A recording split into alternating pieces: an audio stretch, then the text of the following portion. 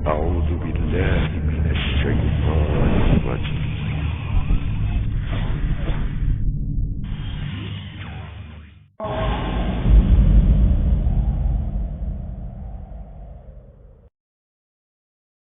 إن الحمد لله نحمده ونستعينه ونستغفره ونعوذ بالله من شرور أنفسنا ومن سيئات أعمالنا من يهده الله فلا مضل له ومن يضلل فلا هادي له أشهد أن لا إله إلا الله وحده لا شريك له وأشهد أن محمدا عبده ورسوله قال الله تعالى في كتابه الكريم يا أيها الذين آمنوا اتقوا الله حق تقاته ولا تموتن إلا وأنتم مسلمون أما بعد.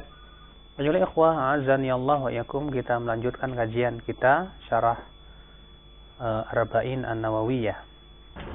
Sekarang kita masuk hadis yang ke-15. An Abi Hurairah radhiyallahu anhu anna Rasulullah sallallahu alaihi wasallam qala man kana yu'minu billahi wal yawmil akhir falyakul khairan aw liyasmut wa man kana yu'minu billahi wal yawmil akhir falyukrim jarahu wa man kana yu'minu billahi wal yawmil akhir falyukrim dhaifahu. Rawahu Muslim. Dari Abu Hurairah, semoga Allah meridainya, bahwasanya Rasulullah SAW bersabda, barang siapa yang beriman kepada Allah dan hari akhirat, hendaklah ia mengucapkan kata-kata yang baik atau dia diam. Dan barang siapa yang beriman kepada Allah dan hari akhirat, hendaklah ia memuliakan tamunya, memuliakan tetangganya. Dan siapa yang beriman kepada Allah dan hari akhirat, hendaklah ia memuliakan tamunya. Rasulullah SAW bersabda, siapa yang beriman kepada Allah dan hari akhirat, maka hendaklah ia mengucapkan kata-kata yang baik atau dia diam.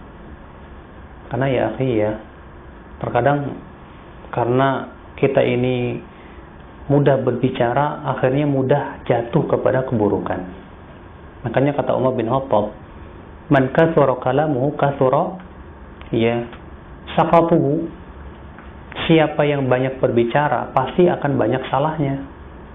Dan siapa yang banyak salahnya pasti banyak dosanya. Dan siapa yang banyak dosanya, maka neraka lebih layak buat dia. Sampai-sampai Rasulullah ketika bersabda kepada Mu'adz, hai Mu'adz, maukah aku tunjukkan kepada kamu tentang kunci semua kebaikan-kebaikan yang disebutkan tadi? Kata Mu'adz, mau ya Rasulullah. Lalu Rasulullah memegang lisannya dan berkata, kuffa alaika hadza, tahan ini. Lalu Mu'adz berkata, ya Rasulullah, wa inna la mu'akhaduna bima natakallamu bih.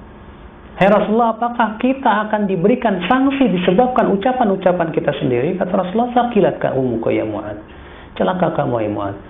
Iya. Bukankah berapa banyak, kata Rasulullah, fahal yakubbun nas ala manakhirihim, berapa banyak orang yang diseret di atas tengkuk-tengkuk mereka ke dalam neraka jahanam, illa hasaidu alsinatim, kecuali karena hasil dari lisan-lisan mereka. Iya. Bahkan kata Rasulullah, ada orang yang mengucapkan kata-kata yang dianggap remeh, gara-gara kata-kata itu Allah masukkan ke dalam neraka jahanam sejauh 70 tahun. Ini dalam hadis yang diriwayatkan Tirmidzi dan yang lainnya, innal abda la yatakallam bi kalimatin la yulqi fiha biha balan. Seorang hamba berucap-ucap dengan kata-kata yang ia anggap remeh, dan ternyata itu membuat Allah murka kepada dia. Dengan kata-kata itu, kata Rasulullah apa? Yahwi bihi fi nari jahannam sab'ina kharifa. Gara-gara kata-kata itu Allah masukkan ia ke dalam neraka jahanam sejauh 70 tahun. Luar biasa. Makanya kata Imam Syafi'i apa? Man arada an yatakallam falyufakkir. Fa in dhahara annahu la darara alaihi takallam. Siapa yang ingin berbicara, hendaklah ia berpikir dulu.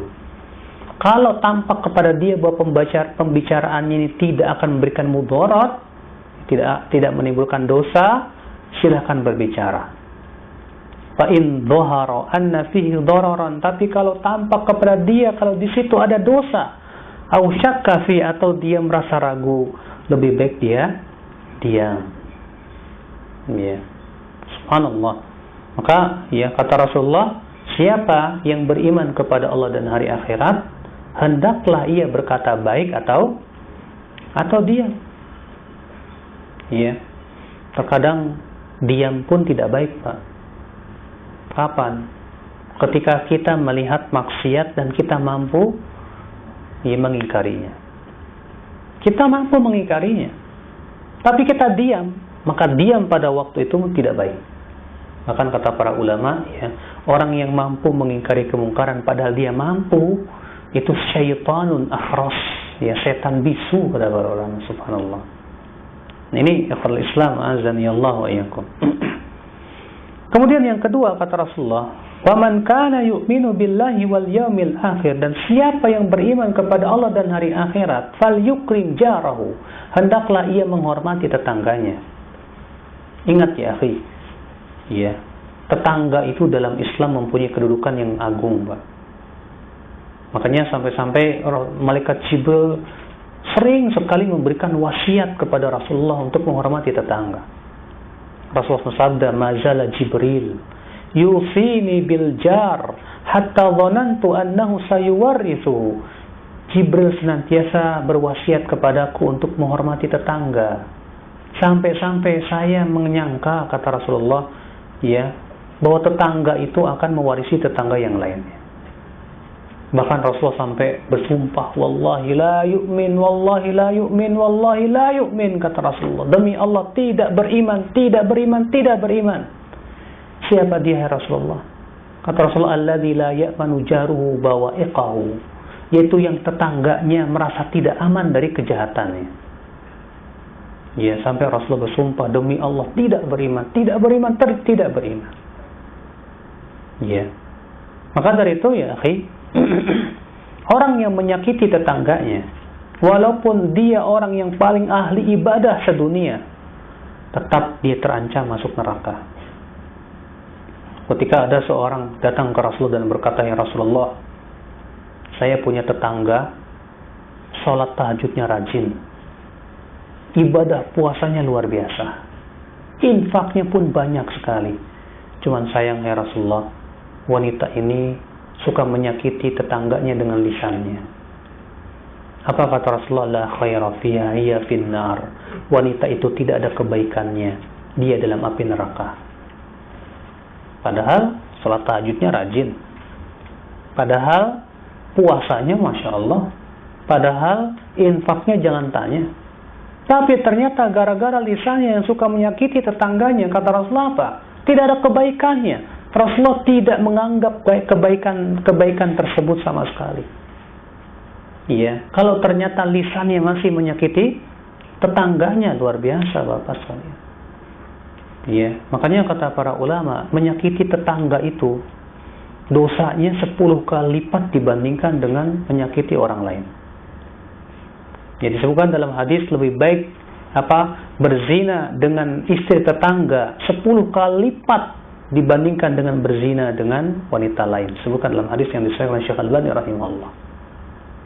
Bayangkan, Pak, ya. Makanya subhanallah, ya, tetangga itu tempat kita ini merasa aman dengan mereka. Kalau ternyata tetangga kita itu Masya Allah meresahkan kita mungkin tidak akan merasakan ketenangan. Ya. Maka dari itulah akhwat Islam azani Allah, ya, tetangga sekali lagi adalah orang yang hendaknya kita hormati. Kemudian ya akhi azani Allah wa iyyakum, kita tidak hanya dianjurkan oleh Islam tidak menyakiti tetangga, tapi juga kita ya dianjurkan untuk berbuat baik kepada tetangga. Hanya sebatas kita tidak menyakiti tetangga itu bagus, tapi juga akan lebih bagus lagi kalau kita berbuat baik kepada tetangga. Apa itu berbuat baik kepada tetangga? Ya, diantaranya kita memberikan hadiah, ya, saling memberikan hadiah kepada tetangga, karena itu baik Ya, maka sampai-sampai Rasulullah mengatakan, ya kalau kamu ya kepada sebagian sahabat atau kepada Aisyah radhiyallahu anha, ya kalau lagi masak sayur atau apa, ya kuah dibanyakin kuahnya supaya tetangganya bisa dikasih. Ya. Demikian pula kalau kita lewat kita mengucapkan salam, ya. Namun kata para ulama, ya, tetangga itu ada 3 derajat. Yang pertama, tetangga yang muslim dan kerabat kita. Maka dia mempunyai 3 hak. Apa? Yang pertama, hak sebagai tetangga. Yang kedua, hak sebagai seorang muslim. Dan yang ketiga, hak sebagai kerabat kita. Ya. Ini kalau dia muslim, ya, tetangga kita yang muslim dan kerabat kita, masih kakak atau adik ataupun ya paman dan yang lainnya. Adapun kalau tetangga kita seorang muslim dan bukan kerabat, kata para ulama dia mempunyai 2 hak. Hak yang pertama hak tetangga, hak yang kedua itu hak seorang muslim. Hak muslim atas muslim yang lain ada berapa, Pak? Ada 6 kata Rasulullah. Ya, kalau kamu bertemu kepadanya, ucapkan salam. Kalau dia sakit, jenguklah dia. Ya. Kalau dia minta nasihat, berikan nasihat. Kalau dia mati, maka ikuti jenazahnya. Ya, kalau dia bersin lalu mengucapkan alhamdulillah, maka kita ucapkan yarhamukallah. Itu adalah hak muslim atas muslim yang lain.